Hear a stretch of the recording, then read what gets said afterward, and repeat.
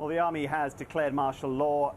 It's describing this as an effort to restore peace and security in the country, referring to what it describes as ill-intentioned groups that have been using war weapons to threaten citizens. Now it has deployed soldiers to most of the television stations in the city.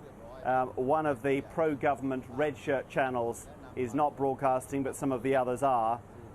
None of the anti-government channels are off air. They're still broadcasting, so it's not clear to what extent the military will interfere with that.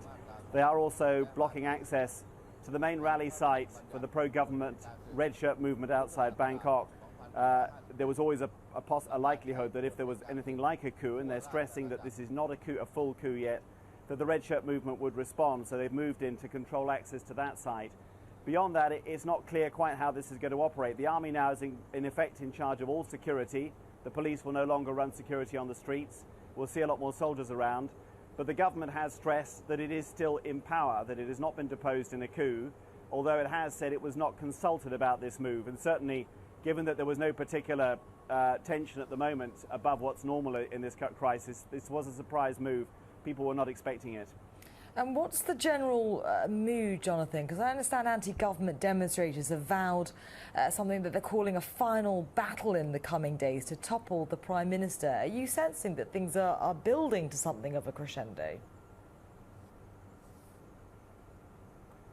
Well, they've said that before. To be honest, people weren't sure really whether to take that seriously. There was a sense that the anti-government movement was getting desperate because although the government's been weakened, none of the institutions it thought would support it, the Senate, the courts, had actually pushed the government out of power, which is what they wanted. But no one was sure that they could really get the numbers to cause the trouble they appeared to be threatening for this week. Now, they've now called their protests off in view of the imposition of martial law. The response from the pro-government movement is going to be much more interesting. They appear now to be cut off on their rally site. We don't know exactly where the leaders of that movement are. There's been one tweet from one of the leaders saying that they will fight on, they'll continue to campaign the way they have before. But their reaction is the most important one because in the end it's been the one the military feared, and it's been the fear of that reaction why the military has up until now not mounted an all-out coup.